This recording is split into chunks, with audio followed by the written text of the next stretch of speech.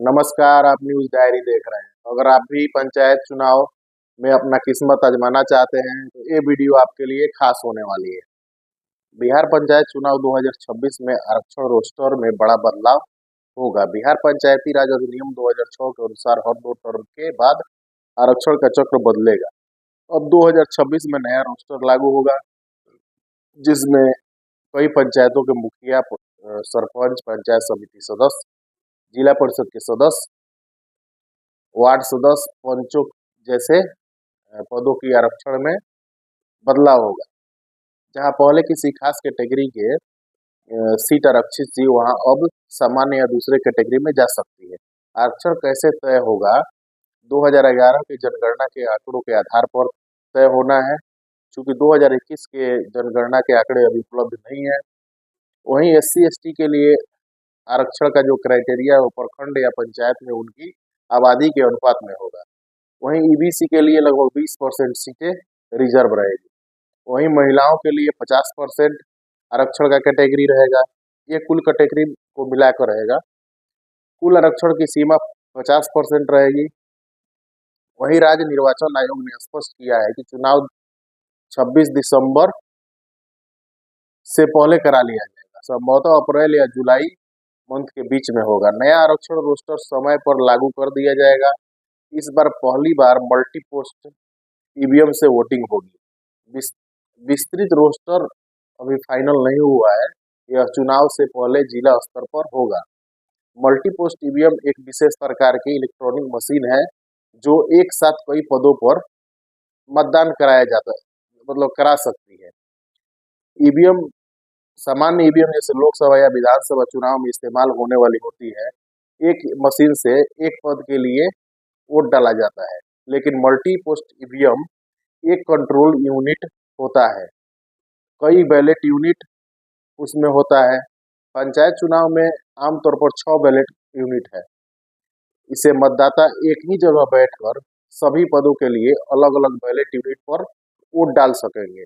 बिहार पंचायत चुनाव 2026 में इसका इस्तेमाल होगा। वहीं इस चुनाव में मुखिया, पंचायत समिति सदस्य, जिला परिषद, ग्राम कचहरी सरपंच, ग्राम कचहरी के पंच के चुनाव के लिए पहले बैलेट पेपर का उपयोग होता था। आंशिक EVM का भी उपयोग होता था। अब 2026 में पहली बार पूर्ण रूप से मल्टी पोस्ट EVM का इस्तेमाल होगा। राज्य निर्वाचन आयोग ने इसके लिए 32,000 के आसपास EVM का ऑर्डर दे दिया है। इस मतदान प्रक्रिया से क्या फायदा होने वाला है?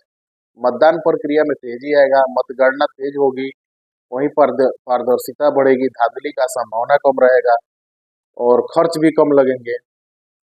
यहाँ बिहार पंचायत चुनाव को अधिक आधुनिक और कुशल बनाने के लिए OCR तकनीक का उपयोग किया जा रहा है।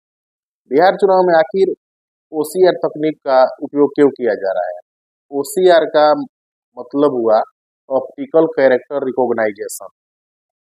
यह एक AI आधारित तकनीक है जो इमेज को स्कैन कर टेक्स्ट में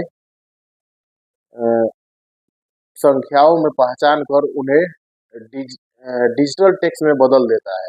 जैसे कोई फोटो खींचकर संख्या या नाम कंप्यूटर खुद पढ़ लेगा। बिहार पंचायत चुनाव 2026 में OCR का इस्तेमाल कैसे होगा? बिहार में 2026 पंचायत चुनाव में मतगणना को पूरी तरह पारदर्शी और तेज करने के लिए OCR तकनीक का उपयोग किया जाएगा। मतगणना के समय multi post EVM control unit दिखने वाले फोटो संख्या को हाई रेजोल्यूशन कैमरा से रिकॉर्ड किया जाएगा। यह रिकॉर्डिंग रियल टाइम में सिक्योर सर्वर पर अपलोड होगी। AI आधारित OCR सॉफ्टवेयर पर डिस्प्ले से संख्या को कैंडिडेट के फोटो ऑटोमेटिक पढ़कर डिजिटल फॉर्मेट में कर लेगा। इससे मैनुअल गिनती में गलतियां, धांधली जैसे संभावनाओं से बचा जाएगा। अगर कोई शिकायत या संदेह होगा तो डिजिटली डेटा को आसानी से रीचेक किया जा सकता है। यह तकनीक बिहार में पहले पंचायत चुनाव जैसे उपचुनाव 2021 के चुनाव में सफलतापूर्व इसका इस्तेमाल किया जा चुका है। वहीं 2026 में इसे पूर्ण रूप से इस्तेमाल करने के लिए चुनाव आयोग ने अपना मन बना लिया है।